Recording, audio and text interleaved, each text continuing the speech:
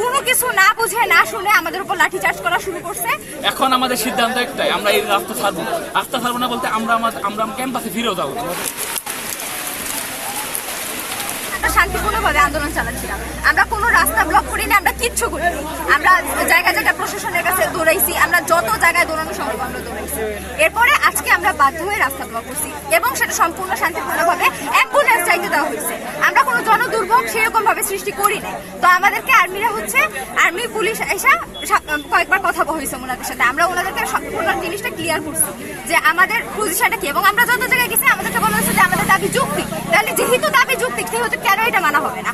তারা কোনো কিছু না বুঝে না শুনে আমাদের উপর লাঠিচার্জ করা শুরু করছে। 5টা মেয়ের অবস্থা গুরুতর, তাদেরকে লাঠিচার্জ করা হয়েছে। একটা পুরুষ মানুষের কিভাবে এটা সাহস হয়? এটা কি বাংলাদেশ? এটা আমরা স্বাধীন করছি? আমরা স্টুডেন্টরা ভ্যান ম্যানেজ করে, অটো ম্যানেজ করে যেভাবে তাদেরকে হসপিটালে পাঠাইছে, আমাদেরকে বলা হয়েছে আমাদের মেয়েদেরকে হল থেকে বের করে দেওয়া হবে। কেন আমাদেরকে হল থেকে বের করে দেওয়া হবে?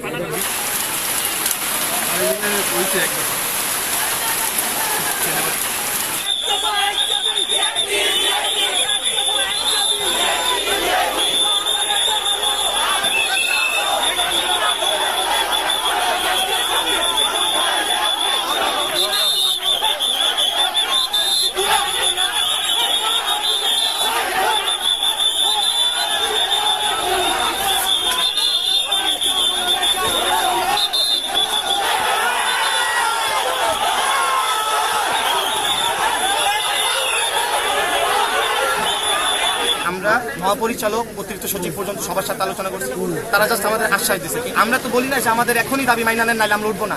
আমরা ওনাদেরকে বলছি যে আমাদের উপদেষ্টা মহোদয় অথবা সচিব মহোদয়ের সাথে মানে উচ্চ পর্যায়ের একটা মিটিং ফিক্স করেন, আমরা তাদের সাথে বসতে চাই, আমরা আলোচনা করতে চাই। রাজপথ আমরা সাইদা আসি না কেউ, আমরাও চাই তাদের সাথে আলোচনার মাধ্যমে সমাধান করতে, কিন্তু তারাই আশ্বাস আমাদের দিতে পারে না, উল্টা আমাদের উপর লাঠিচার্জ।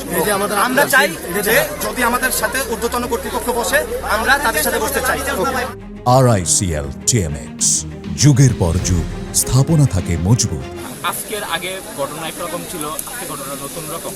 এভাবে সাধারণ শিক্ষার্থী, আমরা নিরস্ত্র মানুষ ছিলাম, আমাদের কারো লাঠি ছোড়া ছিল না, আমরা শান্তিপূর্ণভাবে 2 মাস ধরে আন্দোলন করে যাচ্ছি। আমরা এমন কারো কাছে নাই যে যাওয়ার মতো, যে তার কাছে গেলে আমরা আমাদের দাবি পাইতে পারি। আমরা সকলের কাছে দেওয়া হয়েছে। এখন আমাদের সিদ্ধান্ত একটাই, আমরা এই রাস্তা ছাড়বো না বলতে আমরা ক্যাম্পাসে ফিরেও যাবো। বরিশাল ইঞ্জিনিয়ারিং কলেজের স্টুডেন্টের একটা দাবি আছে, এগুলো নিয়ে ওরা রাস্তা ব্লক করেছে। এই বিষয়ের সাথে আন্দোলনকারীদের সাথে আমাদের দফায় কথা হচ্ছে। পুলিশ আছে, আমাদের সেনাবাহিনী আছে, তো আমরা কথাগুলোর সাথে আলোচনার মাধ্যমে সমাধানের চেষ্টা করছি। আমাদের প্রতিনিধি দলকে আমরা আমাদের জেলা পর্যায়ে বা বিভাগীয় পর্যায়ে কর্মকর্তাদের সাথে আলোচনার মাধ্যমে সমস্যার সমাধানের জন্য